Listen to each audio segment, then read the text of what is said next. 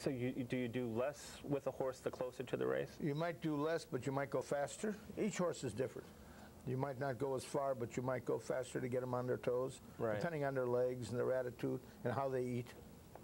Now, how does training, well, we talked a little bit about how you do the training overall, but with some of the horses we've seen, do they have markedly different training routines? Oh, yes. Radically different. Radically different. Radically different, yeah. We train them, it's an old saying, you train them by the feed tub.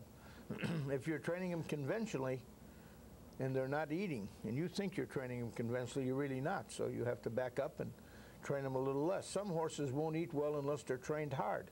Other horses won't eat at all if they're trained hard. Right. So each one becomes a special case. Right. Now, at the end of that tape, we saw you walking out with the horse to the training track. Yes. What are you looking for as the horse is moving around the training track? Well, this particular horse was going to what we call work. She was going to have a time trial. And I'm looking for the rider to do pretty close to what I say, and then how she does, if she can do it, and how she comes back. Very important, how she comes back. Leg-wise, how much she's puffing and blowing, how good a condition she's really in. The workout will tell you. Right, right. Right now, you're based at Belmont. You're going to be racing up in Saratoga? Yes, definitely. And then you come back to Belmont. Do you train differently, a horse differently, depending on the track surface? Oh, yes. Oh, yes. If the track is deep, Saratoga has a deep training track. They call it the Oklahoma training track. Excuse me. And we train very gingerly there, because that would tear the bottom right out of a horse. It's a wonderful surface. Right. And it's very kind to their legs, but it's not a track you want to do too much fast work on. Is it a place where a lot of young trainers make mistakes? You could make a mistake, You could make a mistake. Yeah. When I first came to New York, I didn't read that track as well as I should have. And there was no old-timers willing to tell me, because I was approaching being an old-timer. So I had to figure it out myself, but I banged up a couple, yes. Right. Now, do you also, you walk out to the training track, do you walk out to the paddock before a race? Or I go into the paddock with the horse, yes. With the horse? We school, oh, I see what you mean, before we run. Right. Yeah, we'll school them, the 2-year-olds, at least once, sometimes twice before we run them. Take them over on in between races. When other horses are being saddled for an actual race, we keep them in the paddock and let them see the crowds.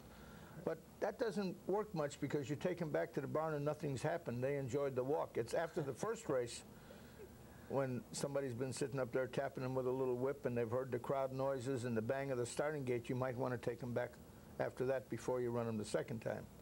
Are thoroughbreds very nervous animals?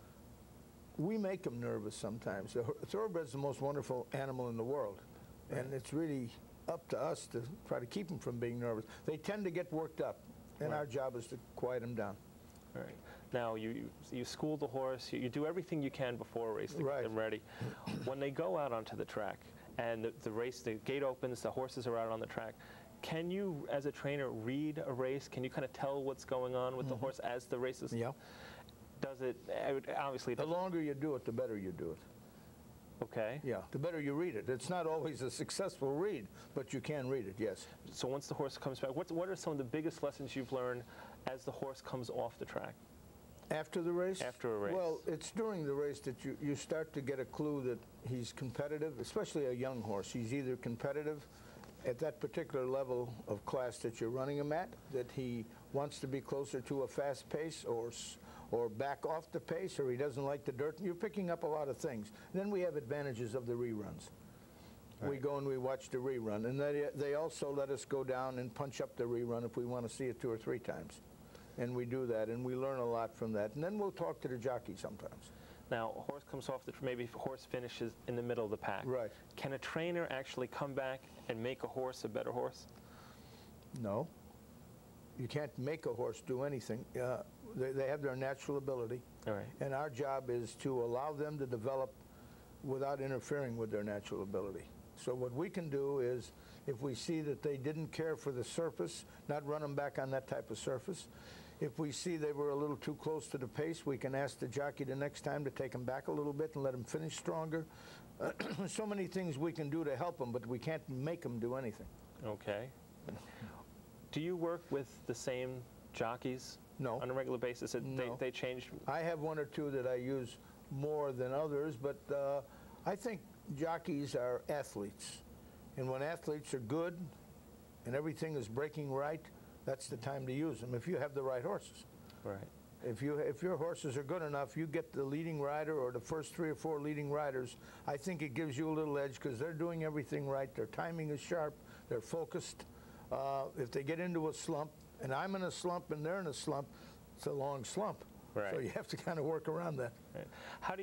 What kind of conversation do you have as the trainer with the jockey before a race? I try to tell him what I know about the horse if he hasn't ridden him before. And I also try to tell him how I think the race will be run. And then I have to put him on his own based on his experience. If he's not an apprentice, I have to say, look, if this plan A doesn't work, go to plan B, and that's your plan. Right. How important is strategy to a horse race? The further they go, the more important it is. The sprints, it's bang, bang, bang, and let's go, you know. But the farther they go, the jockeys separate themselves pretty well. Right. The real skilled ones do, I think. Do you think a strategy with a specific horse could change from race to race? Sure, definitely. I mean, if you've got a speed horse and there's 3 or 4 other speed horses in the race, you're going to have to think seriously about not challenging everybody for the lead. Of course, there might be 3 other trainers telling their jockey the same thing, and you might have the slowest first half mile in history that way.